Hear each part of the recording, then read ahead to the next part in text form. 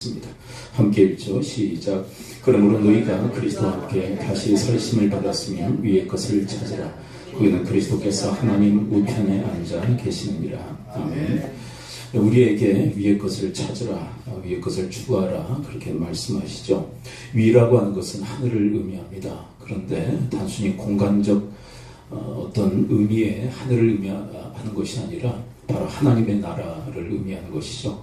그러므로 이 본문은 이렇게 해석되어야 됩니다. 하나님 나라를 추구하십시오. 이 말씀은 마태복음 6장 33절과 맥을 같이 한다 할 수 있을 것입니다. 예수님의 말씀이죠. 마태복음 6장 33절 함께 읽어봅니다. 시작. 그런즉 너희는 먼저 그의 나라와 그의 의를 구하라. 그리하면 이 모든 것을 너희에게 더하시리라. 먼저 그의 나라와 그의 의를 구하십시오. 이것은 오늘 본문의 위의 것을 찾으라는 말씀과 맥을 같이 하는 것이죠. 그리하면 이 모든 것, 너희들 목숨을 위해서 너희들이 추구하는 이 모든 것들을 더해 주시겠다, 그렇게 말씀하시는 거죠. 우리는 자기 목숨을 위해서 살아가는 그런 존재들이었습니다. 그러나 이제는 더 이상 내 목숨만을 위해서 살아가는 존재가 아니라 이제 하나님의 나라를 위해서 또 그 나라를 추구하며 살아갈 존재로 뒤바뀌어졌음을 성경은 이야기를 하고 있는 것이죠. 근데 그 하나님 나라의 특징이 있다라고 3장 1절은 우리에게 말씀하고 있죠. 함께 한번 읽어볼까요? 시작. 그러므로 너희가 그리스도와 함께 다시 살리심을 받았으면 위의 것을 찾아. 거기는 그리스도께서 하나님 우편에 앉아 계시느니라. 거기는 하나님의 나라죠. 그리스도께서 하나님 우편에 앉아 계십니다. 보좌에 앉아 계시다는 의미입니다. 보좌에 앉으신 뭘까요? 통치하고 다스린다는 거죠. 결국 이 하나님의 나라는 그리스도께서 왕으로 또 주로 또 하나님으로 보좌에 앉으셔서 통치하시고 다스리시는 그런 나라. 그래서 그 하나님의 나라를 추구할 것을 우리에게 말씀하고 있는 것입니다. 바라기는 이 말씀처럼 이 땅의 것을 구하는 삶이 아니라 하늘의 것, 하나님의 나라를 구하는 여러분과 저희 인생이 되어지시기를 축원을 드립니다. 아멘. 그렇다면 왜, 이 본문 3장 1절 우리가 지금 방금 전에 읽었던 말씀에서 우리는 왜 하나님의 나라를 추구해야 되는지 그 이유를 소상히 밝히고 있죠. 3장 1절 그런 의미를 한번 다시 읽습니다. 상반 초점 맞춥니다. 시작. 그러므로 너희가 그리스도와 함께 다시 살리심을 받았으면 위의 것을 찾으라. 네, 거기까지 읽습니다. 왜요? 왜 우리는 위의 것을 찾아야 된다고요? 너희가 그리스도와 함께 다시 살리심을 받았기에, 이 이유의 이유. 한마디로 통칭해서 얘기한다면 구원받았습니까? 여러분, 구원받은 하나님의 백성들로 위의 것 추구하는 것은 마땅한 일인 줄을 믿습니다. 근데 본문에서 우리가 2장에 살폈던 내용이 리바이벌 되어지고 있죠. 그리스도와 함께 다시 살아났다고. 우리는 죄악으로 인해서 다 죽었던 존재들입니다. 그래서 죄와 사망의 존재들이죠. 근데 그 옛사람이 그리스도와 함께 죽고 또 우리 죽었던 우리가 그리스도와 함께 다시 살아나 새 생명, 영생을 얻게 된 줄을 믿습니다. 그 얘기를 함축적으로 담고 있는 거예요. 그러므로 우리는 위의 것을 추구하는 것이 마땅하다고. 3장 3절에서는 또 어떤 이야기를 할까요? 3장 3, 좀 전에 이야기했던 것 다시 이야기하고 있고요. 자, 그 다음에 중요한 보호하심에 대한 약속 3장 3절 함께 읽습니다. 시작. 이는 너희가 죽었고 너희 생명이 그리스도와 함께 하나님 안에 감춰졌습니다. 여기 죽은 것은 어떤 사람이죠? 옛사람, 죄와 사망으로 죽었던 바로 그 옛사람이 그리스도의 그 십자가와 연합하여 죽었다. 이제는 더 이상 나와 상관없는 존재가 된 거예요. 얼마나 확실합니까? 자, 그리고 우리의 새 생명 그리스도 안에서 감춰져 있다라고 얘기합니다. 하나님이 우리의 생명을 숨기셔서 감추셔서 보호하시는 줄을 믿습니다. 여러분, 다윗에게 아비가일이 이런 얘기를 하죠. 당신의 생명을 생명싸개 속에 감추어. 생명싸개 속에 감추어 뭐 하신다는 얘기일까요? 보호하신다는 얘기죠. 사울이 아무리 당신을 해치려고 한다 할지라도 하나님께서는 생명싸개 속에 당신의 생명을 숨기셨기에 결코 해칠 수가 없다고. 바로 그런 의미가 이 본문에 담겨져 있는 것입니다. 우리를 구원하실 뿐만 아니라 새 생명 얻게 하셨을 뿐만 아니라 우리의 생명을 생명싸개 속에 숨겨 감추심으로 보호하시는 줄을 믿습니다. 이런 은혜 받았으니까 마땅히 하늘의 것 추구해야 되지 않겠냐고. 3장 4절은 또 하나의 이유를 이야기합니다. 3장 4 함께 읽어볼까요? 시작. 우리 생명이신 그리스도께서 나타나실 그때 너희도 그와 함께 영광 중에 나타나리라. 자, 우리가 1절에서는 부활의 영광에 1차적으로 참여했어요. 우리의 죽었던 심령, 우리 죽었던 생명이 그리스도와 함께 다시 살아나 새 생명 얻게 됐다. 이게 첫 번째 부활이에요. 그 다음에 마지막 부활은 육체적 부활입니다. 그리스도께서 나타나실 때 다시 재림의 날을 의미합니다. 그때 우리의 육체도 영광의 부활의 몸으로 다시 살아나게 될 것이라고. 아멘. 이 은혜에 우리가 어떻게 반응해야 되겠냐고. 이런 은혜 받았으니까 마땅히 하나님 나라 추구하며 살아야 되지 않겠냐고. 그렇습니다. 여러분, 이런 구원의 은총을 받았기에 마땅히 우리는 하나님 나라 추구하며 살아야 될 줄을 믿습니다. 그렇다면 우리는 어떻게 하나님 나라, 주의 나라, 위의 것을 추구하며 살 수 있을까요? 3장 2절에 그 비결이 담겨져 있습니다. 3장 2절 우리 한번 읽어볼까요? 3장 2 시작. 위의 것을 생각하고 땅의 것을 생각하지 마라. 자, 우리가 위의 것을 추구하기 위해서는 어떤 생각? 위의 것 생각해야 된다. 하나님 나라 그 일을 생각하라고. 하나님 나라 생각하라고. 그런데 반대로 땅의 것 생각하면 어떻게 될까요? 땅의 것 추구하며 살아갈 수밖에 없다고. 여러분, 아까 마태복음 6장 33절에서 너희는 먼저 그의 나라와 그의 의를 구하라. 그리하면 이 모든 것을 너에게 더하시리라. 근데 이 모든 것, 그 뭐냐면 내 목숨을 위해서 무엇을 먹을까, 무엇을 마실까, 무엇을 입을까 염려하는 삶이에요. 근데 여러분, 땅의 것이 바로 그런 거예요. 땅의 것 생각하는 것은 내 목숨을 위해서 어떻게 생명을 유지하며 살아갈까, 어떻게 먹고 어떻게 마시고 어떻게 입을까, 이런 밤낮 염려하는 생각에 사로잡히는 것, 이것이 땅의 것을 생각하는 거예요. 그러면 땅의 것을 추구하며 살아갈 수밖에 없다고. 그런데 이 세상이 끝나면 그런 인생은 함께 끝나고 말 것이라고. 그러나 우리가 위의 것, 하나님 나라 것을 생각할 수 있다면 우리는 능히 하나님의 나라를 추구하며 살게 되어질 줄을 믿습니다. 아멘. 여러분, 우리가 어떤 생각을 갖느냐에 따라 우리의 삶의 방향이 달라져요. 동서남북이 있죠. 우리 동쪽을 생각하면 동쪽으로 향해. 서쪽으로 향하면 어디로 갈까요? 네, 서쪽으로 가겠죠. 남쪽을 생각하면 남쪽으로, 북쪽을 생각하면 북쪽으로 향하게 되어 있어요. 우리의 생각에 따라서 향방은 결정되어집니다. 여러분, 가나안 땅을 생각했던 여호수아 갈렙이 있죠.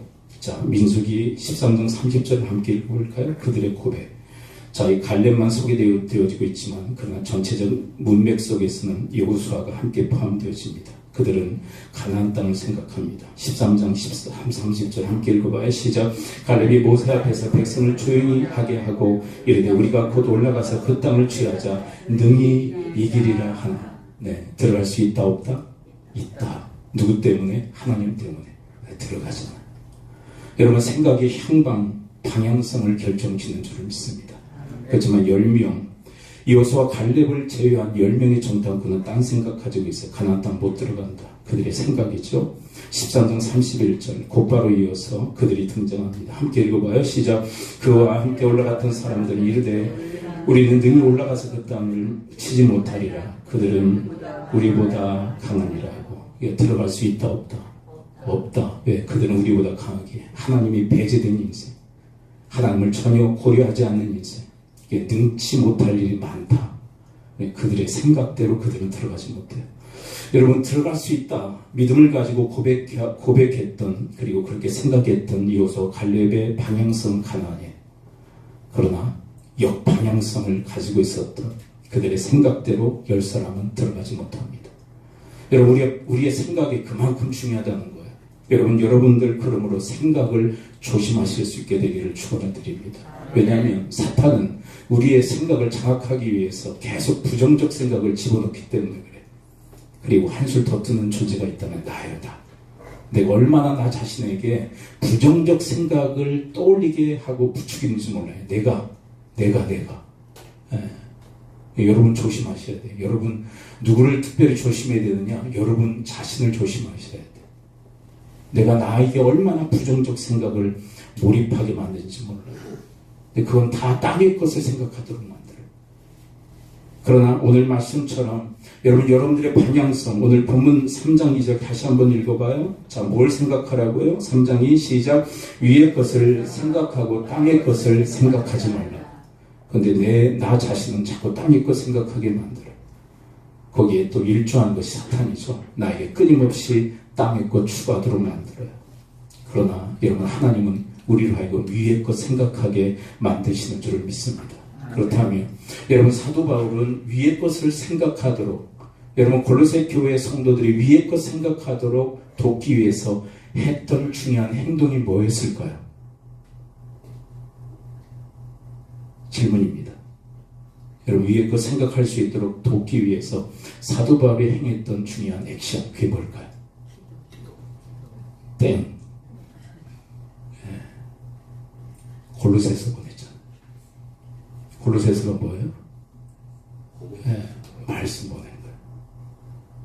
여러분, 골로새 교회 성도들로 하여금 위의 것을 생각하도록 돕기 위해서 하나님 말씀을 보낸 거예요.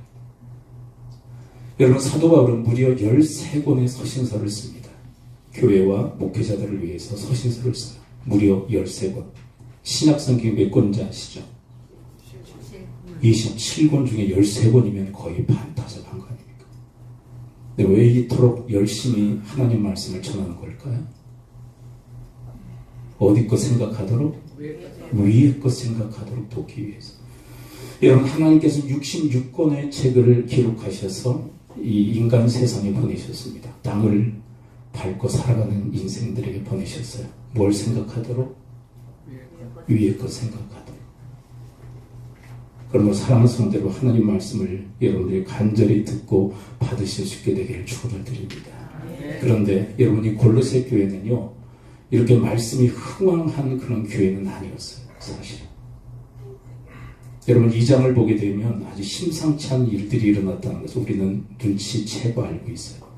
2장 8절에 보면 왜 이런 이야기를 하느냐면 이런 것들이 지금 판을 치고 있었단 말이에요. 골로새서 2장 8절 함께 읽어봐요. 2장 8 함께 읽습니다. 시작. 너가 철학과 헛된 속임수로 너희를 사로잡을까 주의하라. 이것은 사람의 전통과 세상의 초등학문을 따르며 그리스도를 따르며 아니라 철학과 헛된 속임수와 사람의 전통과 세상의 초등학문 이야기를 왜 할까요? 얘는 속임수가 난무했던 교회가 골로새 교회.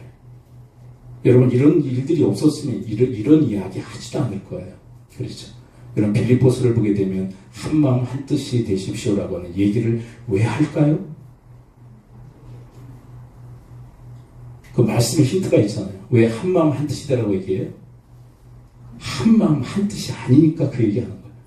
여러분, 누가 철학과 헛된 속임수와 사람의 전통과 세상 초등학문을 따르미요라고 하는 이야기를 왜 할까요? 이런 일들이 있어요. 자, 그런데 이런 철학, 그리고 사람의 전통, 세상의 초등학문을 위의 것을 생각하도록 만들까요? 땅의 것을 생각하도록 만들까요? 땅의 것을 생각하도록 만드는 거예요. 그걸 사도 바울이 알았어요. 그래서 교회를 보호하기 위해 방어적 태도로 하나님 말씀을 보내고 있는 거예요. 그렇다면 여러분, 뭐가 연상되어지나요? 이 철학과 사람의 전통과 세상 초등학문을 전하는 이 지도자들의 어떤 그 모습들이겠죠. 철학을 주장하는 지도자들, 사람의 전통을 주장하는 지도자들, 세상의 초등학문을 따르게 하는 지도자들, 가만히 있었을까요? 여러분, 이런 땅의 것을 추구하도록 그렇게 만드는 이 세력들이 하나님 말씀을, 오리지널 하나님의 말씀을 전하는 사도 바울의 이 메시지를 받으면서 가만히 있었을까요? 그래서 여러분, 골로새서 1장을 보게 되면 이 사도 바울의 고뇌가 나와 있잖아요. 내가 그리스도의 남은 고난을 내 육체에 채운다고. 그걸 교회를 위해서. 내 교회를 위해서 내 육체에 채운다는 게 뭐냐? 하나님 말씀을 전하는 것이라.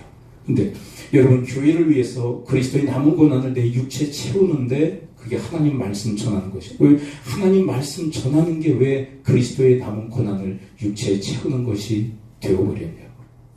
말씀을 전할 때 이 철학과 사람의 전통과 세상의 초등학문을 전하는 사람들이 맹공을 퍼붓을 것은 불보듯 뻔한 일 아닐까요? 그럼에도 불구하고 내비를 두면 이들이 장악하고 골로새 교회 성도들로 하여금 땅의 것을 추구하도록 그렇게 만들 수밖에 없기에 사도 바울이 방어적 태도로 하나님 말씀을 전하고 있는 거예요. 더 나아가서 골로새 교회 성도들이 하나님의 나라를 생각할 수 있도록 돕기 위해서 이 일들을 행한 거예요. 여러분 아까 민수기 13장에 대한 이야기를 했었죠. 10명의 정탐꾼, 가나안과는 역방향의 생각을 가지고 있었던, 근데 그들이 백성들을 타락시키기 시작합니다. 여러분 백성들에게 그 생각을 보게 되면요, 뭐라고 이야기하고 있냐면 13장을 넘어가서 14장을 보게 되면 이렇게 얘기합니다. 애굽에서 죽었거나 광야에서 죽었으면 좋았을 것을 한 지도자를 세워 어디로 돌아갔으면 좋겠다? 애굽으로 돌아갔으면 좋겠다. 그들의 생각이에요. 누가 누구를 타락시킨 겁니까? 10명의 정탐꾼이 백성들 전체를 타락시키고 있어요. 그래서 백성들을 보호하기 위해서, 여러분 지금 사도 바울이 골로새 교회를 보호하기 위해서 방어적 태도로 하나님의 말씀을 전하고 있는 것처럼 이 백성들을 보호하기 위해서, 하나님의 백성들을 보호하기 위해서 나섰던 사람들도 여호수아 갈렙에 나서서 뭐 할까요? 여러분 바울이 뭐 했어요? 말씀 전했어. 여호수아 갈렙도 뭐 했을까요? 말씀 전했어.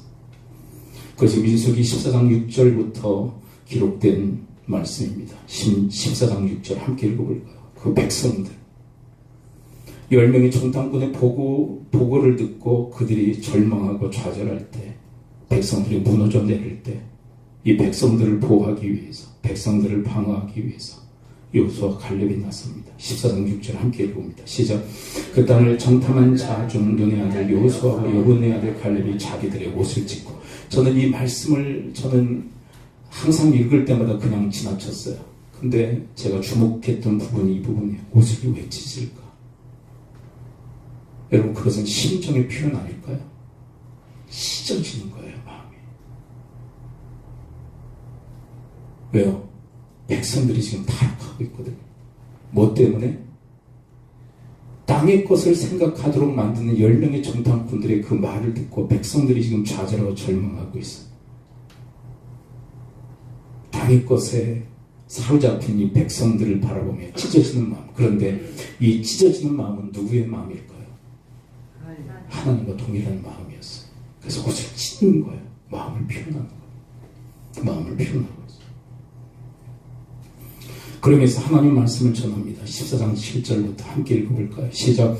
이스라엘 자손의 온 회중에게 말하 이르되 우리가 두루 다니며 정탐한 땅은 심히 아름다운 땅이라 여호와께서 우리를 기뻐하시면 우리를 그 땅으로 인도하여 들으시고 그 땅을 우리에게 주시리라.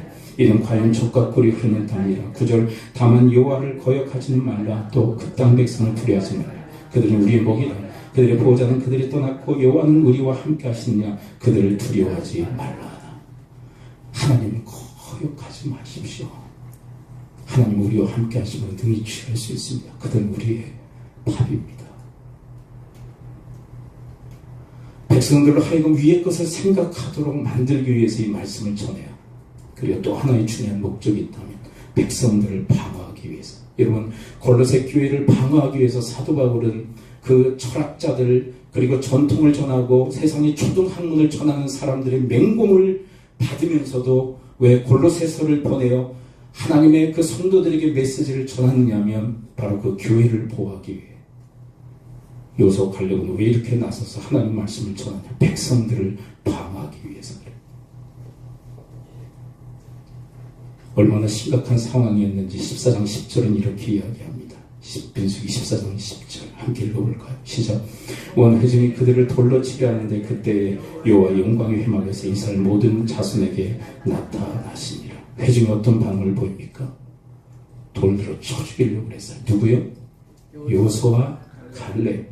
여러분 아까 그랬죠. 골로새서를 전할 때 왜 그토록 사도 바울은 하나님 말씀 전하는 것이 나에게 왜 괴로움이며 고통이라고 얘기했는지. 하나님 말씀을 전하는데 왜 그게 고통일까요? 하나님 말씀 메시지를 전하는데 왜 이렇게 괴로움일까요? 땅의 것을 생각하도록 만드는 그 세력들의 그 맹공 그 가운데서 그 말씀을 전했기 때문에 그래요. 소홀하지가 않죠. 그런데 여러분이 말씀을 생명처럼 전했던 이 여호수아와 갈렙에게 하나님의 손길이 임하는 모습을 14장 10절에서 우리는 확인하게 되어집니다. 회중은 돌들어 그들을 치려 했지만 그러나 하나님은 어떻게 하시죠? 14장 10절 함께 읽습니다. 시작. 원 회중이 그들을 돌로 치려 하는데 그때에 여호와의 영광이 회막에서 이스라엘 모든 자손에게 나타나시니라. 누가 보호하세요? 하나님이 보호하시는 것. 저는 말씀을 전하는, 말씀을 생명과 같이 전하는 사람들의 그 사명자들의 심령 속에 이 믿음이 있어야 된다고 생각해요. 어찌 보면 반대하는 세력들,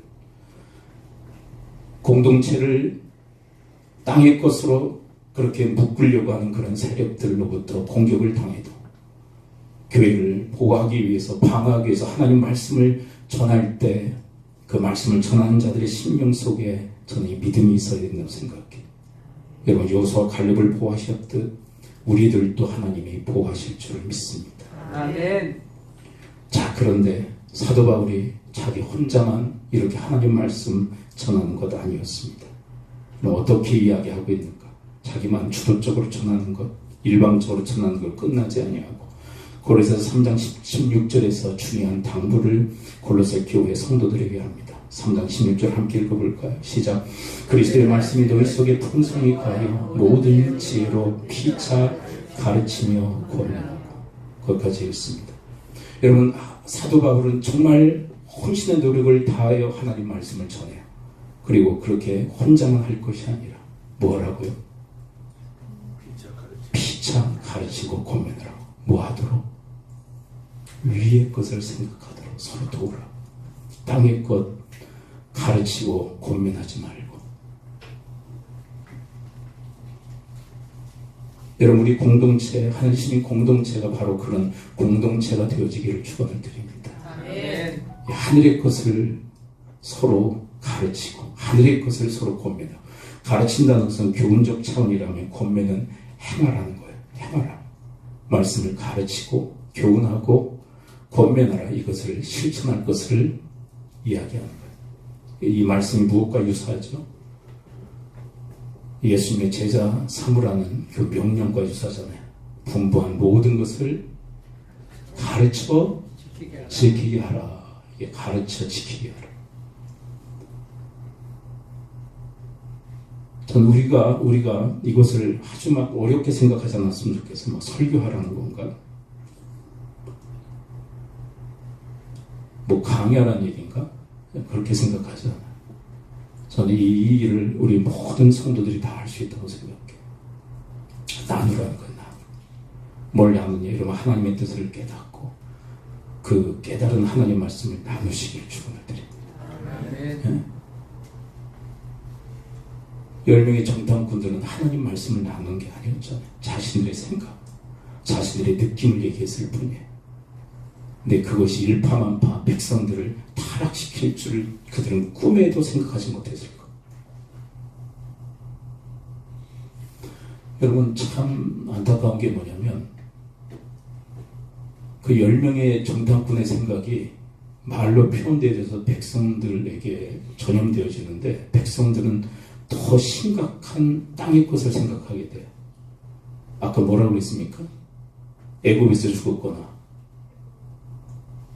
광야에서 죽었으면 더 좋았을 것을 지도자를 세워 애굽으로 돌아가니 낫지 않냐리.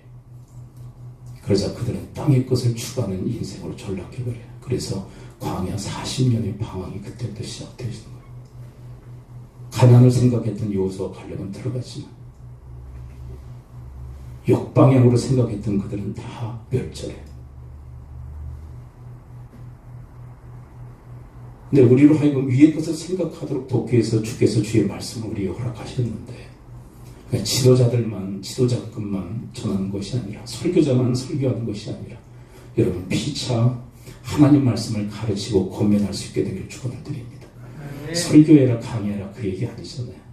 하나님께 깨달은 말씀 함께 나누시길 축원을 드립니다. 네. 그래서 우리가 늘 성도 간에 함께 모였을 때 우리가 기도해야 돼요. 하나님, 지와 명철을 주시사 하나님의 뜻을 깨달아 알게 하옵소서. 서로 이야기를 나누면서 하나님의 뜻을 분별하고 그 뜻을 함께 나누는, 어려울 수 있겠죠. 그러나 기도하며 이 일들을 해내셔야 돼요. 그래야만 피차 위의 것을 생각하도록 돕는 자의 사역들을 감당할 수 있단 말이에요.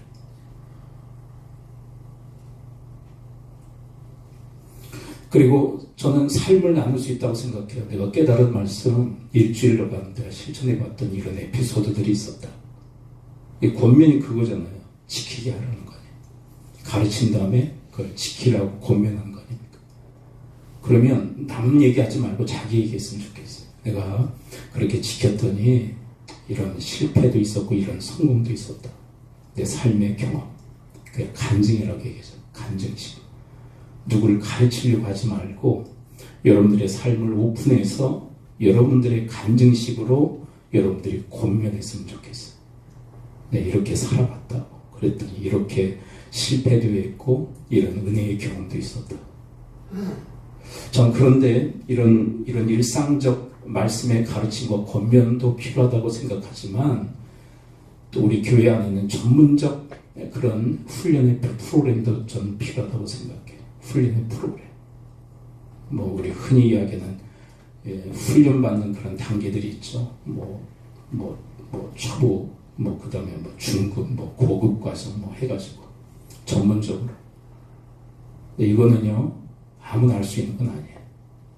네. 그 과정을 통과하고, 그러니까 1년 과정, 2년 과정, 3년 과정이 있을 수 있잖아요. 근데 우리 교회는 이제 두란노 서원에서 하는, 원들교회에서 하는 1:1 제자 양육 훈련 프로그램을 지금 적용하고 있어요. 좀 대대적으로 왜 광고하지 않느냐. 옛날에 너무 대대적으로 아주 그냥 생난리를 치다가 실패한 경험이 있기 때문에 지금 조용히 지금 하고 있어요. 조용히. 네, 우리 리더십들을 준비하고 조용히 주님께 맡기며 조용히 하고 있어요. 그 과정을 이수하신 분들 중에 헌신된 분들이 나와요. 나도 이 과정을 이끌고 싶습니다. 이 과정을 통해서 내가 받은 은혜 우리 성도들과 함께 나누고 싶습니다. 그러면 리더십으로 세워서 그 과정을 이끌 수 있도록. 여러분, 제자 훈련에 두 가지 패턴이 있어요. 한 패턴은 뭐냐면 이 제자 훈련은 교역자들만이 할 수 있다. 목사들만 할 수 있다. 그 얘기예요. 목사, 강도사, 전도사들만 할 수 있다. 그리고 한 분파는 뭐냐면 평신도들도 할 수 있다. 저는 어느 쪽인 것 같아요? 전 평신도들도 해야 된다고 생각하는 사람. 아멘? 네, 제자를 삼으라는 것은 교육자들에게만 주신 명령이 아니라 모든 성도들에게 주신 명령이라는 좀 받아요. 근데 이 과정은 아무나 할 수 있는 거 아니죠. 그렇죠? 여러분들이 부탁하는 것은 하지도 않은 거 하라고 얘기하는 거 아니에요. 이 과정을 이끌라고 얘기하지 않습니다. 저는 이 과정을 누구에게 이끌라고 얘기하느냐면 이 과정을 수료하신 분들에게 전 도전을 해요. 여러분들도 해보십시오. 이 두 가지, 여러분 일상의 삶을 나누는 것과 그리고 이런 훈련 프로그램을 여러분들이 거치신 다음에 리더십으로 세워져서 그 과정, 훈련 프로그램을 이끌 수 있는, 저는 이 두 가지가 함께 경비되어져야 된다고 생각해요. 경비되어져야 된다. 그런데 이건 아직 이수하지 못했으니까 못하더라도 이건 반드시 하셔야 돼. 아멘? 나누셔야 돼. 내가 깨달은 하나님 말씀 나누고 삶을 실천했던 그 에피소드를 함께 나누고 이거 해야 돼요. 그래야 피차 가르치고 고민할 수 있어요. 두 가지 목적이 있어요. 교회를 방어하기 위해. 두 번째는요, 서로가 서로 위의 것을 생각할 수 있도록 돕기 위해서. 아멘. 땅의 것 얘기하지 말고 모이셔서 땅의 것 얘기하지 말고. 이것도 아멘 하셔야 돼요. 땅의 것 얘기하지 마세요. 그럼 땅의 것이 뭡니까? 오늘은 시간 관계상 땅의 것에 대한 이야기가. 그리고 지난주에 아주 시간 맞추느라고 제가 아주 그냥 정신이 안 없었어요. 이제 나이 들어가는 친구인가 봐요. 말이 많아져. 말을 좀 줄여야 되는데. 젊었을 때는 심플했는데 자꾸 말이 많아져. 높아심에 의해서 그러나 봐요. 이렇게 나이 많아지는 친구. 오늘 또 많아질 것 같아 지금. 그래서 참 절제를 하고 있는데, 여러분 이 두 가지 다 가능한 주님의 사람들 되어지기를 축복합니다. 그 다음에 성경에서는 또 하나 파트에서 우리에게 중요한 교훈을 주시죠. 6장 7절을 함께 읽어볼까요? 피차 가르치라고 할 뿐만 아니라 또한 누구에게 이 당부를 하실까? 6장 7절 함께 읽어봅니다. 시작. 내 자녀에게 부지런히 가르치며 집에 앉았을 때든지 길을 갈 때든지 누워있을 때든지 일어날 때든지 이 말씀을 강론할 것이며. 여러분 이건 누구에게 주시는 명령일까요? 부모에게 주시는 명령이에요. 피차, 그리고 부모는 자녀를 부지런히 가르칠 수 있게 되기를 축복합니다. 이것도 설교하라 강의하라 그 얘기 아니에요. 여러분 부모와 자녀의 관계는 특수한 관계예요. 특수한 관계라는 것은 무슨 의미냐면 말로 가르쳐지는 존재가 아니에요. 뭐라고요? 부모와 자녀는 뭘로 가르쳐지는 존재가 아니라고요? 말로 가르쳐지죠. 뭘로 가르쳐야 된다는 얘기일까요? 삶으로 가르쳐져요. 부모가 가만히 있으면서 야 너희들 저리 가 그러면 갈까요 안 갈까요? 절대 안 갑니다. 부모는 반대 방향으로 가면서 야 너희들은 저 옆방으로 가 그러면 절대 안 갑니다. 그래서 일본 속담에 이런 말이 있어요. 자녀들은 부모 앞에서 자라는 존재들이 아니라 뒤에서 자라는 존재들이라고. 앞에서 자라는 존재가 아니라는 건 뭘까요? 말로서 되는 존재가 아니라 뒤에서 지켜보고 있는 존재라는 거예요. 어떻게 살아가는가? 그 뒤를 따라가는 존재들. 그래서 말로 가르치려고 하면 실패합니다.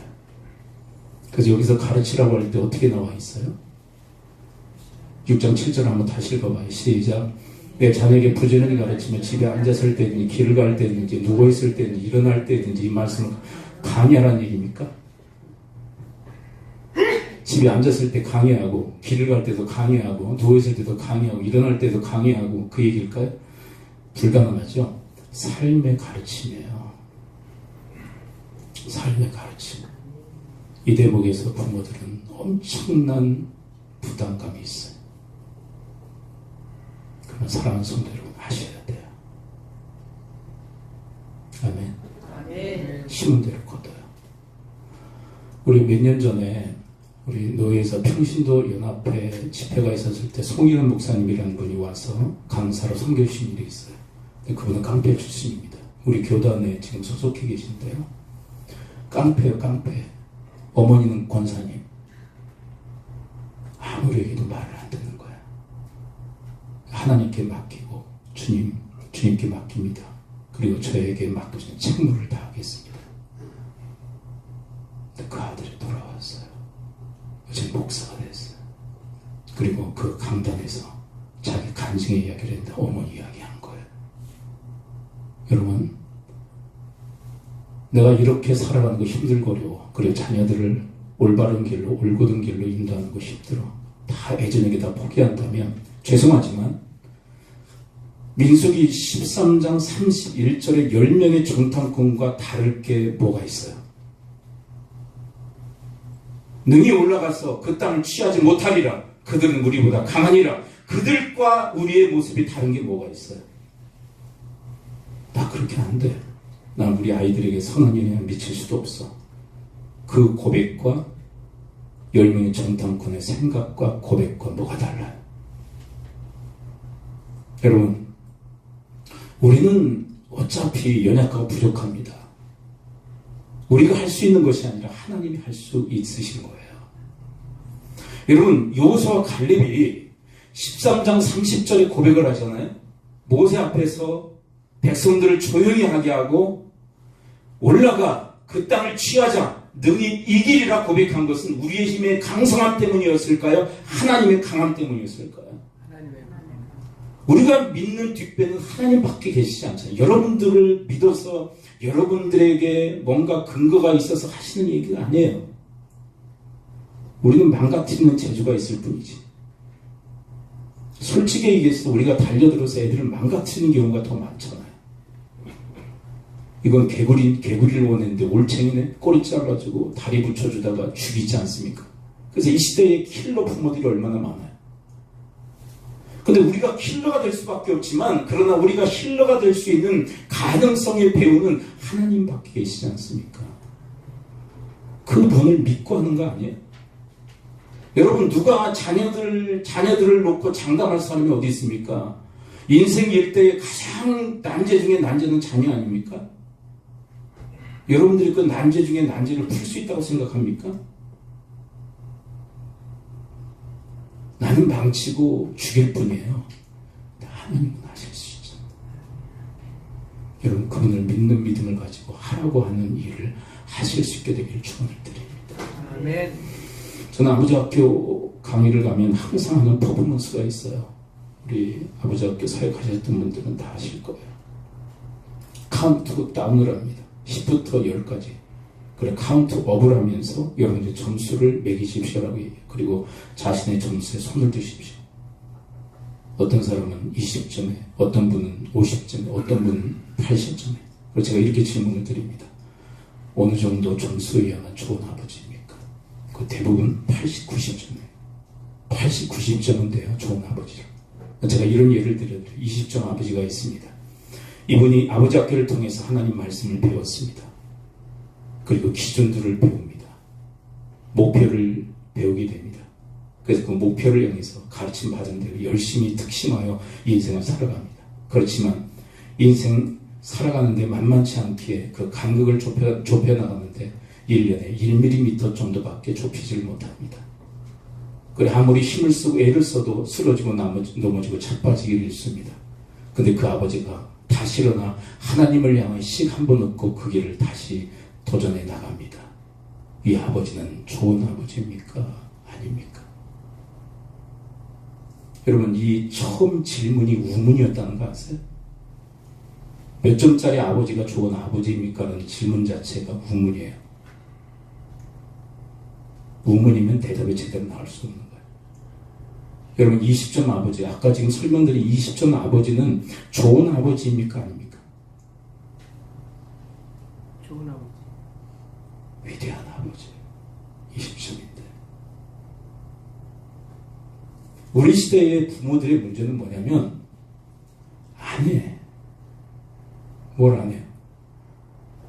배운대로 안 해. 안 살아. 그리고 뭘 바라는 줄 아세요? 애들은 잘 되길 바래. 신앙생활 잘하기를 원해요. 심은 대로 거둬요. 뭘 심었나요? 자기도 안 하면서. 여러분, 20점 아버지, 1년에 1mm의 그 간극을 좁혀나갈 수밖에 없는 그 현실 앞에서 쓰러지고 넘어져 자빠지는 그 실수와 실패 속에서 다시 일어나 재도전하며 살아나가는데, 이 아버지가 자녀들에게 선한 영향력을 행사하지 않겠어요? 그리고 이 사람은 심잖아요. 지금 심잖아요.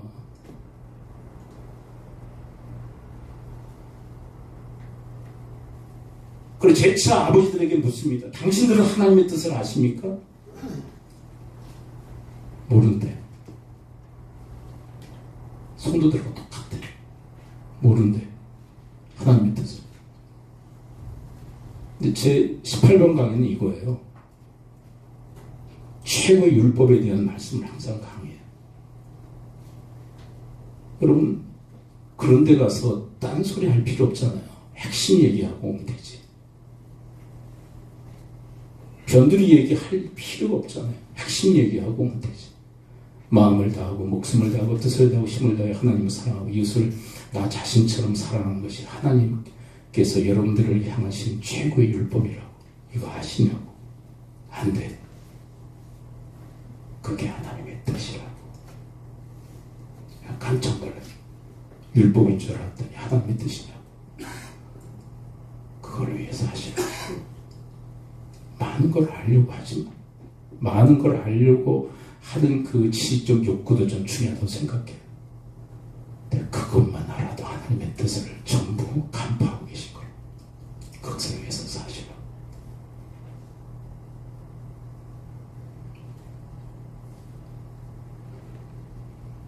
여러분, 우리의 오해가 뭐냐면 자꾸 설교하고 강의해야 된다고 생각하는 거예요. 그런데 다 오픈할게요. 제가 지금 우리 두 아이들도 있는데 두 아이들 가정에 놓고 설교할까요, 안 할까요?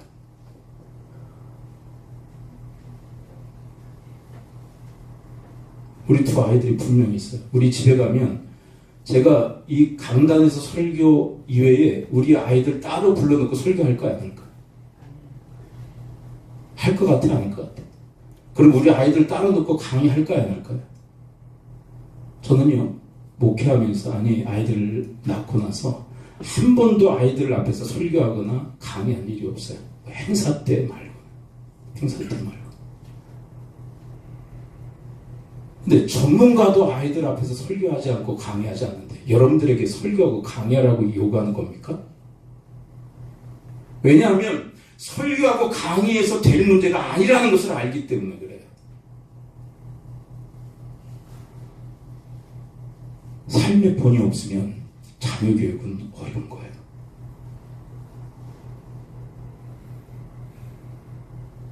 그래서 부모를 일컬어 다음 세대 선교사라고 얘기합니다. 여러분 타국에 가서 선교하는 분들이 많죠. 제가 한번 여쭤볼게요. 타국에 가서 선교하는 사람들이 어려울까요? 부모 선교사들이 어려울까요? 다 어려워요. 자, 그런데 누가 더 어려울까요? 부모들이 더 어려운 거예요. 왜요? 집에 앉았을 때든지 길 갈 때 누워있을 때도 일어날 때든지 항상 같이 있네. 근데 선교사들은 그래도 좀 거리를 둘 수 있잖아요. 좋은 것만 보여줄 수 있잖아요. 그런데 부모는요, 다 오픈되어져요. 다. 깡그리 처음부터 열까지 다 오픈되어집니다. 말로요? 그래서 말로 안 되는 거예요. 자녀들은. 부모가 어떻게 살아가는지. 근데 여러분 낙심하지 말아야 될 것은 아직 우리 아이들은 공사 중입니다. 여러분 공사 중 건물들을 보시죠. 들어가 보면 아직 좀 표현이 좀 그렇네. 제가 지금 귀신 나올 것 같다는 얘기를 하려고 했어요. 흉흉하잖아요. 근데 완성되면요 얼마나 아름다운지 몰라. 여러분 우리 아이들은 아직 공사 중에 좀 있습니다. 하나님의 나와 우리 부모들을 통해서 역사하고 계신 줄 믿어요. 여러분 우리가 핵심을 알잖아요. 하나님의 뜻을. 그리고 매주마다 하나님의 뜻을 한 가지 이상은 깨닫지 않습니까? 그래도 매주마다. 그러면 1년이면 몇 개를 깨달아요? 하나를 깨닫는다 해도 52개를 깨닫는 거 아닙니까? 그러면 한 주에 하나를 깨달았다면 그걸 위해서 살아가는 모습을 아이들에게 보여주기 위해서 그런다기보다는 하나님 앞에서 여러분 그렇게 신실하게 살아갈 수 있게 되길 축원을 드립니다. 근데 저는 이 제자 훈련에 대한 말씀을 계속 묵상하면서 어떤 생각을 하냐면 피차 가르쳐라, 제자를 삼아라, 부모가 제자 훈련의 주체다, 그 얘기를 하는데 이걸 묵상할수록 누구를 위해서 얘기하실까? 쌍방간에 다 위해서 얘기하시지만 가장 중요한 하나님의 의도가 있다면, 의지가 있다면 누구에게 있느냐면 주체자에게 있는 것. 그렇게 하는 상대방에게 유익이 있지만 그보다 더 큰 유익이 나에게 있기에 나에게 그렇게 명령하시는 줄 믿습니다. 안 하면요 훈련이 안 되는 거야. 내가 하면요 내가 훈련이 되잖아. 결과는 하나님께 맡기고 내가 정말 하나님의 말씀을 듣고 삶의 본으로 가르치기 위해서 내가 그렇게 살아간다면 자녀들은 어떻게 될지 그거는 하나님께 맡기고 그 결과는 여러분들이 어떻게 할 수 있는 부분이 아니에요. 사실은 여러분들이 뭔가를 할 수 있다고 생각하면 자기를 하나님으로 취급하는 거예요. 결과는 하나님께 맡기고 여러분과 제가 살아가야 될 그런 삶의 방향에 합당하게 살아갈 수 있게 되기를 축원을 드립니다. 아멘. 그 송일훈 목사님 어머님처럼 아무리 얘기해도 안 돼요. 하나님께 맡기고 나에게 원하신 하나님의 뜻대로 살아갈 때 하나님이 때가 되면 그 아들을 돌이키신 것처럼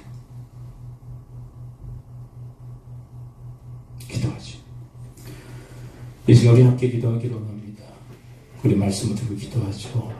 사도 바울의 심정, 그리고 여호수아 갈렙의 심정이 여러분 느껴지십니까? 교회 안에 오직 하나님 말씀이 흥황해야 되는데 철학과 인간의 전통과 세상의 초등학문이 난무하여 골로새 교회 성도들로 하여금 땅의 것을 생각하도록 만드는 그 세력에 맞서서 사도 바울은 하나님 말씀을 전합니다. 위의 것을 생각하도록, 그리스도를 따르도록. 그 과정에서 얼마나 큰 충돌이 있었고 갈등이 있었겠습니까? 그래서 사도 바울은 이렇게 고백합니다. 교회를 위하여 당하는 괴로움을 나는 기뻐한다. 그럼에도 불구하고 그 일을 기뻐하며 교회를 방어하기 위해서 하나님 말씀을 전했습니다. 그리고 또 이렇게 얘기합니다. 나만 할 것이 아니라 피차 가르치고 권면하라. 피차해라. 그래서 땅의 것을 생각하도록 만드는 세력들로부터 노출되지 말고 서로가 서로를 위의 것을 생각하도록 돕는 그 돕는 자의 역할을 감당하도록 또 부모에게 명령하십니다. 부지런히 가르치라고. 말로 안 되는 건 이미 아시잖아요. 여러분들의 삶의 본으로 하나님 말씀 가르쳐 권면하는 그런 삶을 살아갈 수 있도록 그런 선한 영향력의 그런 세대로 하나님 세워지도록 우리 합심하여 주님 앞에 기도하며 나가도록 하겠습니다. 아버지 하나님, 오늘 말씀해 주시니 감사를 드립니다. 아버지 하나님, 골로새 교회를 방어하기 위하여 그리고 골로새 교회의 성도들을 이렇게 세우기 위하여 아버지 하나님 그들에게 말씀을 전했던 사도가 왜 그토록 그리스도의 남은 고난을 내 육체에 치룬다 고백했는지 교회를 위하여 내 직무를 직분에 따라 하나님 말씀을 전하며 힘을 다한다 왜 이야기했는지 그 과정에서 당하는 그 괴로움이 얼마나 컸는지 그러나 그것을 기쁨으로 여겼던 그 사도 바울의 그 모습 아버지 하나님 그리고 백성들을 방어하고 백성들을 보호하기 위하여 생명을 초기와 같이 버리고자 하는 심정을 가지고 옷을 찢으며 등단해서 하나님 말씀을 전했던 여호수아 갈렙과 같은 그 심정 아버지 하나님 저들의 심령 속에 박히게 하시고 위하여 살아가는 삶이 되어서 주여 도와주시옵소서. 주님 저들을 이끌어 주옵소서. 아버지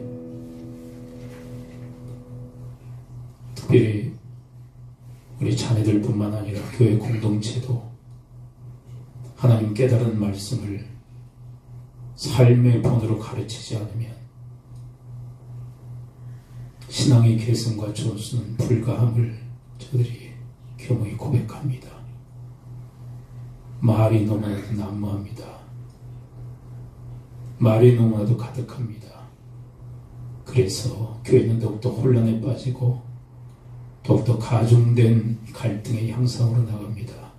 아버지 하나님 말씀을 가르치되 저희들이 서로 삶의 본으로 가르치게 하여 주옵시고 하나님 특별히 하나님 지혜와 총명 주셔서 깨닫게 하시는 그 보석과 같은 하나님의 말씀으로 서로가 서로를 위의 것을 생각하도록 돕는 저희들 되어지게 하여 주옵시고 특별히 우리 다음 세대 우리 자녀 세대를 향하여 그와 같은 일을 감당할 수 있는 영적 역량을 더하여 주시옵소서.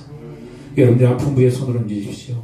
그리고 한 분 감동 주신 분 가슴에 품으시고 손을 얹으십시오. 내가 주 예수 그리스도의 이름으로 명하노니 모든 질병의 세력은 이 시간부로 다 묶기를 받고 떠나갈지어다. 거침 받을지어다. 강건의 복이 임할지어다. 예수 그리스도의 이름으로 축복하며 기도하옵나이다. 아멘.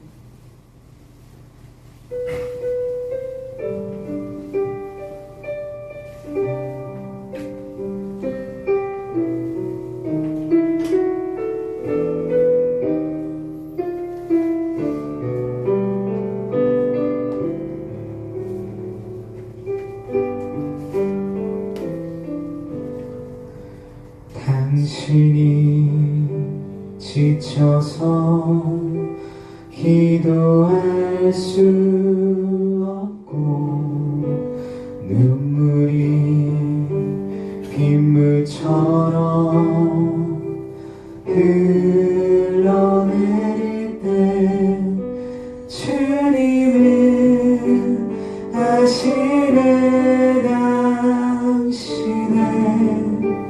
약함을 사랑으로 돌봐주시네.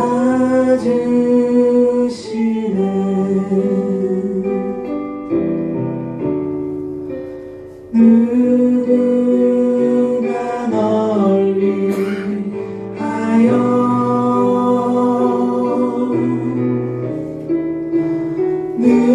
누군가 기도하네.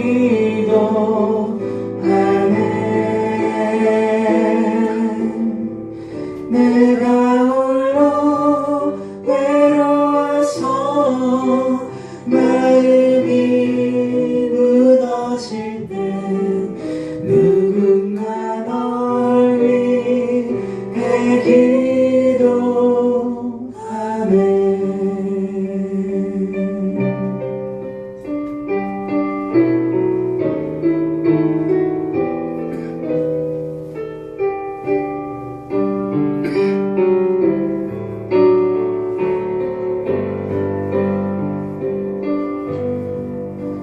당신이 외로이 홀로 남았을 때 당신은 누구에게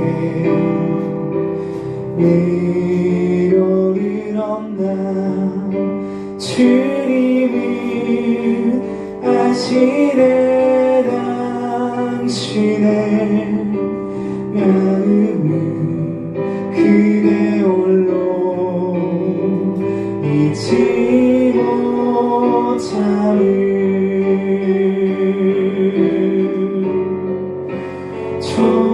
조용히 그대 위해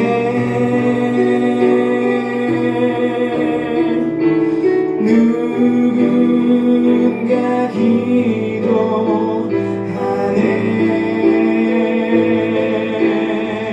내가 홀로 외로워서 마음이 무너질 때 누군가 널 위해 기도하네.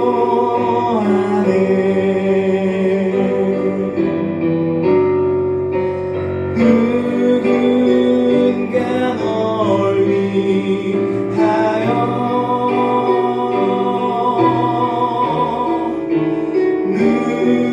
누군가 기도하네.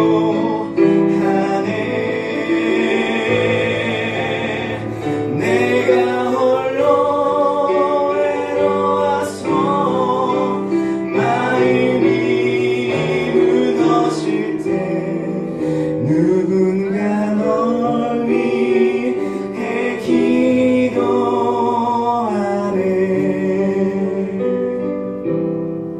누군가 널 위해 기도하네.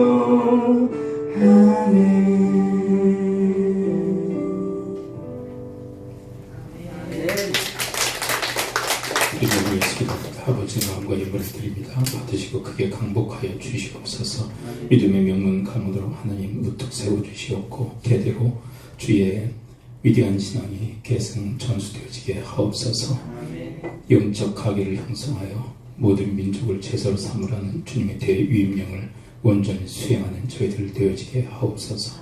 우리 부모 세대, 자녀 세대, 온 세대 위에 하나님 복을 주시옵소서. 함께 하나님께 신령한 노래로 예비하는 자들로 세워주시옵고 함께 주의 말씀 듣고 순종한 공동체가 되게 하여 주옵시며 주님의 손과 발을 떼어 이 땅에서 섬김을 다하셨던 주님의 본을 따라 함께 섬기는 사역으로 주의 나라 구하는 삶이 되어지게 하여 주옵소서. 함께 전도하고 선교하여 하나님 나라 확장하고 전파하는 일에 또한 함께 쓰임받는 위대한 세대가 되게 하옵소서. 이 모든 말씀을 주 예수 그리스도의 이름으로 축복하며 기도합니다.